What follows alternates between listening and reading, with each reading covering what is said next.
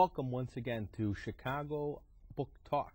And we have James Jack, former Chicago police officer, who's seen a good slice of Chicago history.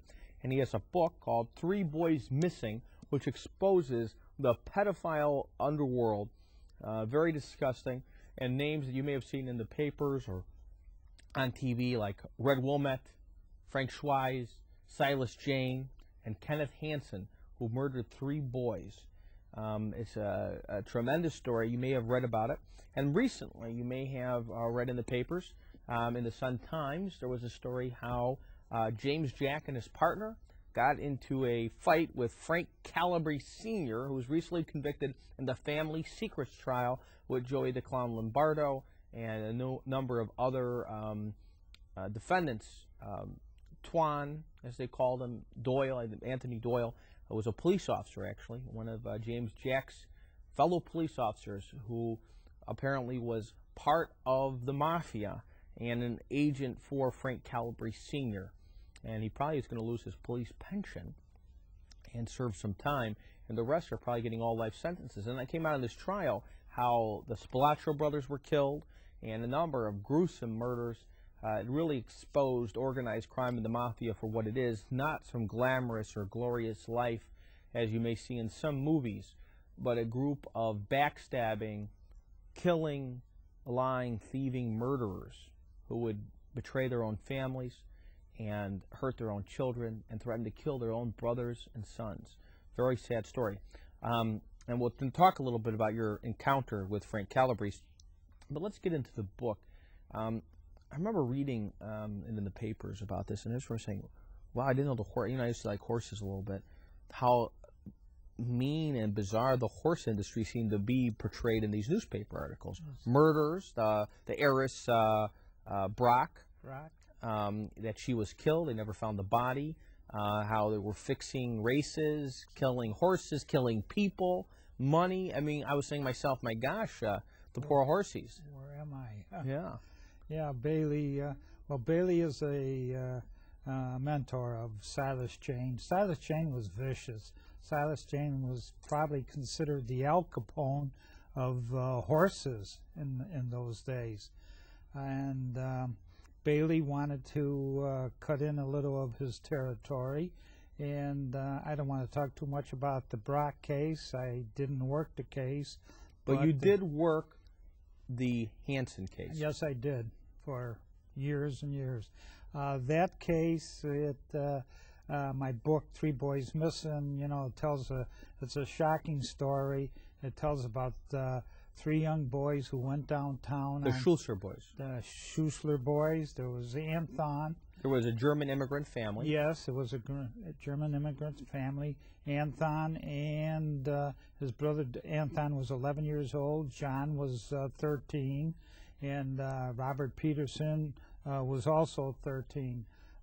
This particular crime happened on October the 16th, 1955, on a Sunday, where these 3 young boys wanted to journey downtown to go to a show and enjoy themselves.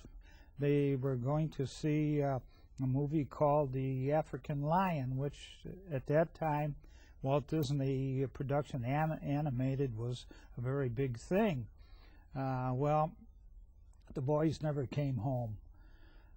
2 days later, 3 boys were found in Robinson's Woods around 12:15 p.m. by a liquor salesman by the name of Victor Livingston, who pulled into the parking area there to eat brown bag. He was a brown bagged his lunch, and it was a nice day out that afternoon, Wednesday, and he spotted the bodies. And while this was all going on, I was a young detective, just turned 26 years of age. In fact, I was at the age of 25. My birthday is October the 10th. This happened October the 16th, so I was one of the youngest detectives at a district level.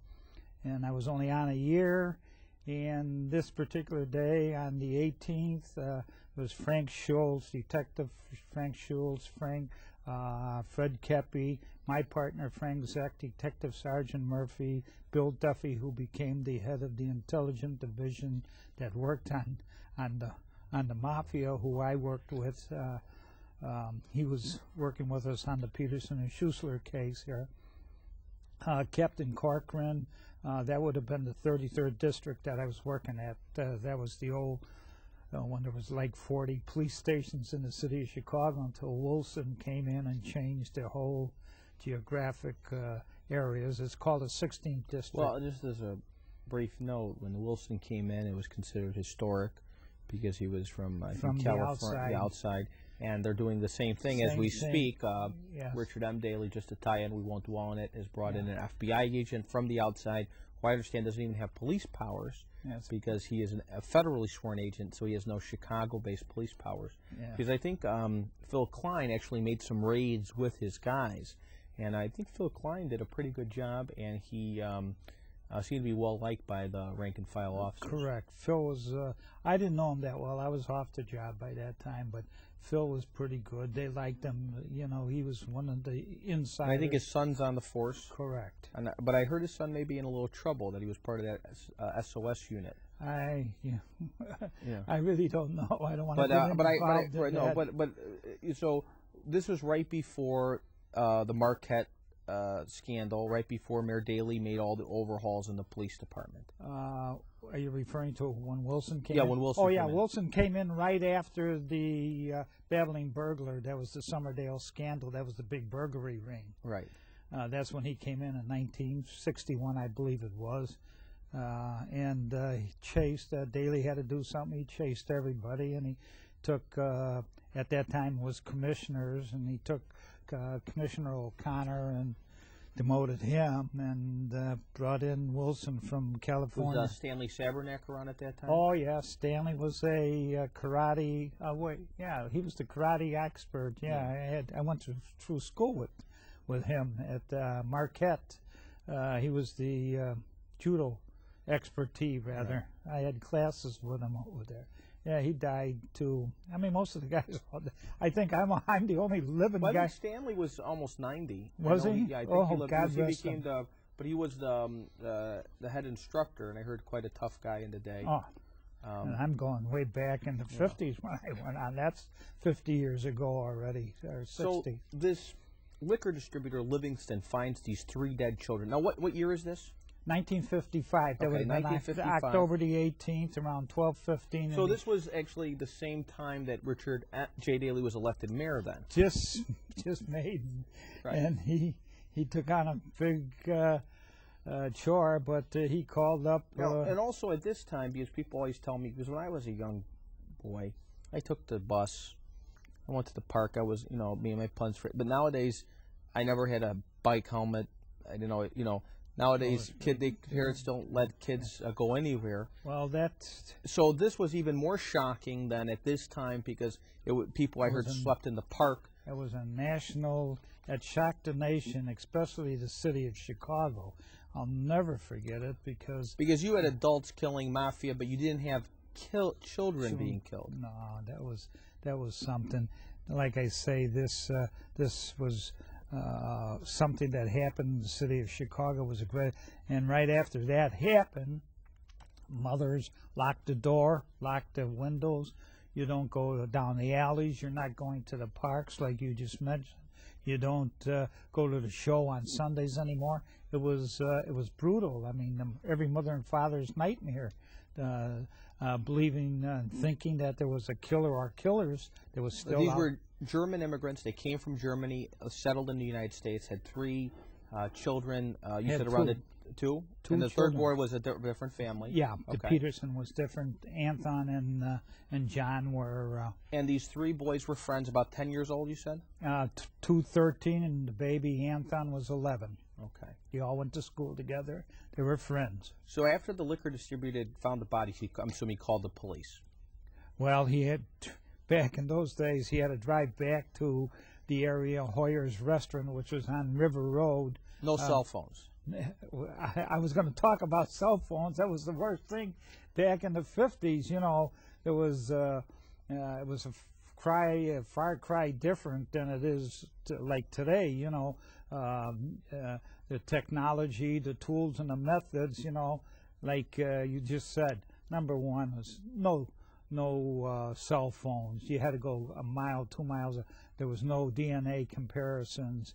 There was no fingerprint analysis. There was no emails and things like that. So how did you solve crimes without the DNA? How would you prove the physical evidence when, actually, I'm probably getting ahead of myself. So he goes to the restaurant, he calls the police. He calls the Forest Preserve. Okay.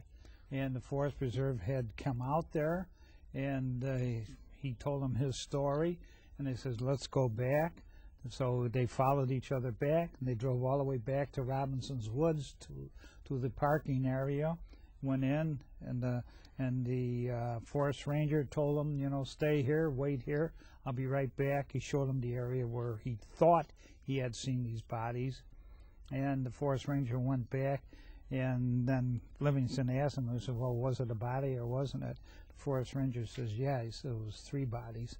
And at that time, when that was all going on, Captain Corcoran got a telephone call, and we were going over some of the details that we were working on for 2 days already, because I was the first one that talked to Mr. Malcolm Peterson Sunday night when he came into the district at around 20 after 11. And we were just going off, Frank and me, we were just going off. We were going to type up a couple of reports and then leave. But the desk sergeant, Sergeant Petz, told us, said, Jim, would you talk to this gentleman for a few minutes? And I says, yeah. And the gentleman happened to be Malcolm Peterson, the father of Robert Peterson, one of the boys. I brought him in my office. I took a few notes down on a missing report, their clothes, what they had on, what they were wearing, and told them, go home, you know, we'll handle it from here. And even though it was 20 after, my partner and myself, we went out, took the squad, we went downtown. The shows were closed, but drove back right down Milwaukee. It was raining that night, terribly raining, and came back down Milwaukee Avenue with the spotlight, hit all the Tomaine palaces along the way. I thought, you know, the boys, we found out later on how much money they had, so they could have been walking back or whatever it might have been. You know, they had $4 on them, and that would mean taking the bus, going down. How did they encounter Kenneth Hansen? Who was just a diabolical, despicable man? Yeah. Well, I left my book open just for that part, because if Herb Hollis would have came in weeks after he was molested at the Lauer stables, we would have had Kenneth Hansen. Kenneth Hansen got married in August of '55 at the age of 23 when he got out of the service. But like you said, everything went on at these stables. Trust me, everything went on. And he started to molest Herb Hollis. And I talked to Herb Hollis several times. Okay, so let's start. So Kenneth Hansen was involved in a homosexual ring at that time, which was not acceptable by law or by cultural norms. And then he was also involved with a pedophile ring. Correct. And Herb Hollis was a young man at the time. Well, he wasn't. He was a young boy, 15 years old. Okay. So this young 15-year-old boy was being molested by Kenneth Hansen. Kenneth Hansen. And I had asked him years later, why did you wait so long? And I felt there was just silent suffering in this kid, you know. He was afraid because Kenneth Hansen, we know because it came out in trial also, that Kenneth Hansen threatened him by telling him not once, not twice, 3, 4 times that I'll kill you like I killed the Peterson and Schuessler boys if you say anything. And he lived with this for 40 years. And he lived. So how did Herb know about the Peterson and Schuessler boys? Only because Kenneth Hansen told him? Oh, he found out. He says, let me tell you here, when he went home, he said, how could I go home and tell my father and my mother that I'm having a sexual relations with Kenneth Hansen when my father was a policeman. My father would have killed me then. So he lived with this. Well, was it a molestation or a consensual? Yeah, no, it was consensual, but he was only 14, going on 15, right. And he stayed with So him. he was being molested, forced into it, whether it be psychological. And the other one is even worse, was little Roger Spray. He was 11 years old. Kenneth Hansen, that was prime meat for him. So Kenneth Hansen was not only ebophile or homosexual, he's also a pedophile in a classic sense. Correct. Okay. Because he lived with, and he was having his relationship with William Red Wilmette. Wilmette was the one that turned around and told the FBI. And so Kenneth Hansen was married also, though. Yeah, I said he got married in August of '55, and now, do you think that was a cover for?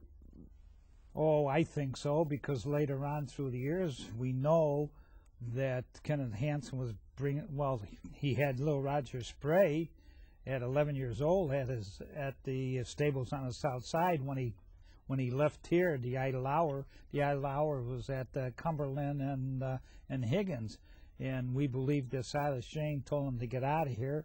He says, you're not going to ruin my business, my underworld, my everything. So he got a place for him, this guy and the broken age stables on the south side up around. So there was an actual pedophile ring. Oh, sure, he was. And all these people were having relations nice with each other, but also with underage boys, both teenage boys and prepubescent boys.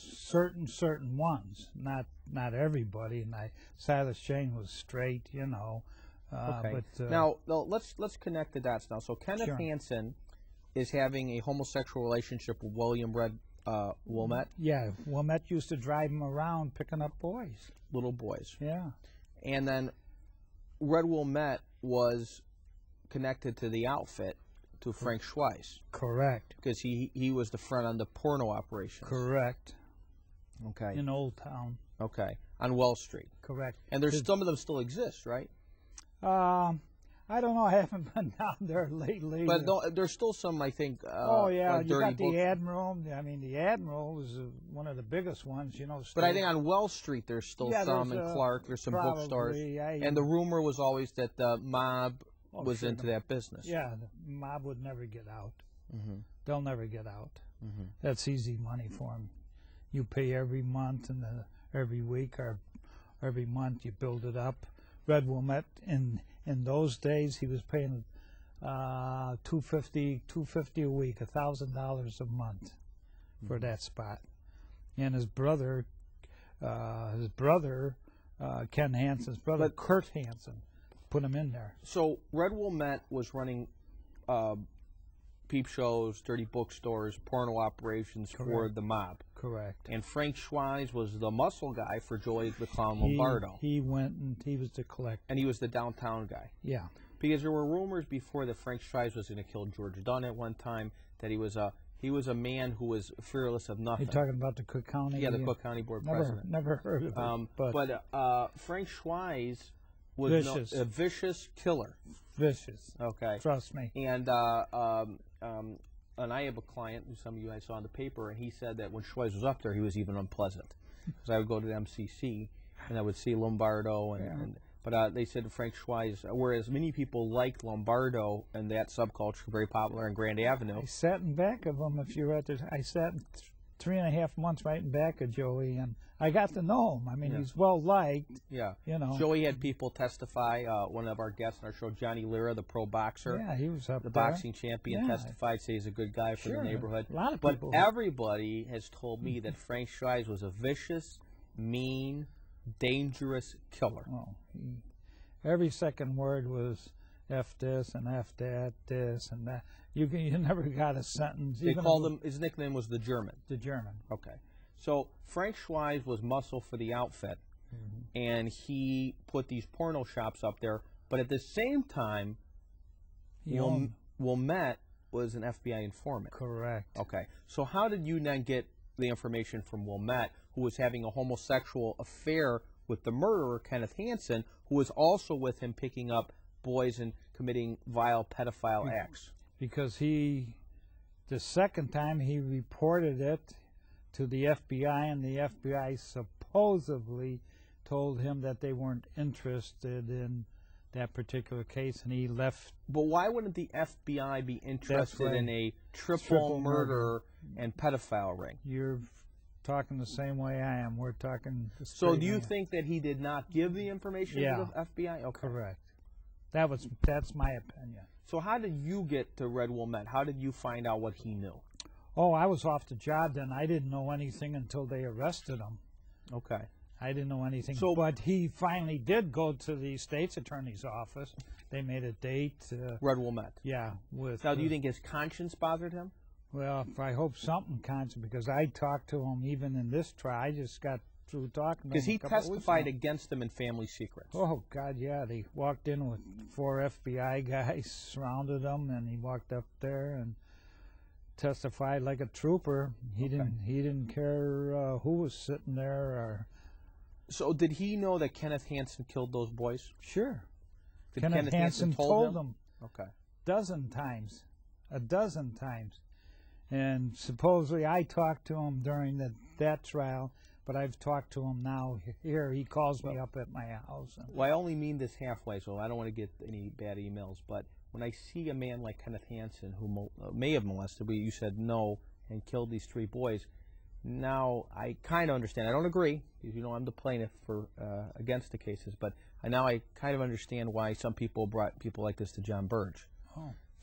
But we won't get into that. No, that's a little bit of a joke. That's half a joke. So nobody should torture people, but when you see something like Kenneth Hansen, who killed little boys and was a vile pedophile, it does boil the blood. And if you finish the book, and you'll see little Roger Spray from 11 years old to 20 years old, where he kept them in dog cages when he didn't submit to what he wanted. You know, I mean, it was brutal. That must be tremendous psychological damage. His wife caught him in bed with a 14-year-old boy, and then finally, she divorced him, you know, but then she turned right around and committed suicide. She supposedly hung herself. We don't, we only have about 5 minutes. So okay. What I want to do is, and to our viewing audience, the book you wrote is a tremendous book, 3 Boys Missing by James Jack, and it's if you're into crime novels, you have people just won like 3 awards with that. 3 awards, and you have some great comments from former Governor James Thompson, who was a U.S. attorney, James Zagel, the former state police director, Raymond Benson, author of several James Bond novels. We were talking beforehand about Nicholas Pileggi's book, Wise Guy, and Casino. Because Casino, the movie, it appeared, I don't know if they ever identified as New York, but it's Chicago. No, they took everything out of Chicago and made it in Las Vegas. Right, because Angela Pietra, the cook, Joey the Clown Lombardo, they were skimming. And the Spilatro was the Pesci character. Joe Pesci. And Lefty Rosenfeld was the Rothstein character by Robert De Niro. They all went to Steinmetz High School in Chicago. They were Joey Hansen, Frankie Collada, Lefty Rosenthal, and Spilatro. Okay, I want to get in just a little bit about the Calabrese thing, but so how come it took from 1955 to 2002? Well, it was a cold case file. Nobody worked on it after 58, 59. When Wilson came in, he split up the whole districts. I went to homicide and worked on other big profile cases, and it was just, he never got caught. With pedophiles, we were looking they didn't stop, because I went over to Area 5 homicide, and I would get calls on the case, in the 60s, 61, 62, and I would work on it, because I worked on it so long over at the 33rd District as a detective. So what broke the case so many years later? Well, like I say, almost 50 years later. 1995 is when they arrested him, and he went to trial the next year. 1994, went to trial in 1995. And like I say, But then why did, in 2002, what happened? He got a new trial from the Bleeding Hearts. And why did he get a new trial? Because the state had such a good case against him. They brought in nearly around 30 people that were growing up at that time that testified that Hansen had molested them, picked them up, and they felt that there was too many people. The state brought in too many witnesses to testify against them. They were prejudiced against them. But it would be all right that, you know, if the shoe was on the other foot, if they didn't have nobody coming in to testify, the character of Kenneth Hansen. Kenneth Hansen's lawyers, you know, it was great. When you said that the pathology reports indicated there was not a molestation, now that was in the 50s then? It's 1955. Now, but if there wasn't DNA evidence, was the scientific evidence available at that time to determine that? Determine they went through the whole inside and outside of those boys. Okay. Now, then what was the motive? Why did he kill those boys? Okay. Short. He was, I believe, my personal, we went over my team that I worked with. There was a gay joint called Hendry's, only half a block away from Milwaukee and Lawrence. And I believe that the bus driver dropped them off at Lawrence and Milwaukee. Ralph Helm seen him. He was walking his girlfriend home at around 5 minutes to 9. Little Anton Schuessler was hitchhiking. They only lived 4 blocks away from Lawrence and Milwaukee, and they were hitchhiking. Ralph Helms dropped his girlfriend off. He come back. The boys were gone. In those days, in '55, like you mentioned several times, you know, it was a no-no. The gay joints, I knew every one of them. There was probably 7 of them, Gaelic Hut, and Louis Gage's, the Blind Pig, and Hendry's happened to be one out north. That was the only one. Nobody even knew about it. The detectives knew about it because we were told to watch it, you know. You go by there wasn't a car out in the front. It'd go through the back, you know, and I believe he came out off of Giddings onto Lawrence Avenue because he lived at Claremont. And they got Hansen to... They stopped at Hansen, saw a threesome. He wanted a threesome. He was probably a little drunk at the time. And real quickly, because we only got a couple minutes, what happened when you got into a fist fight with Frank Calabrese?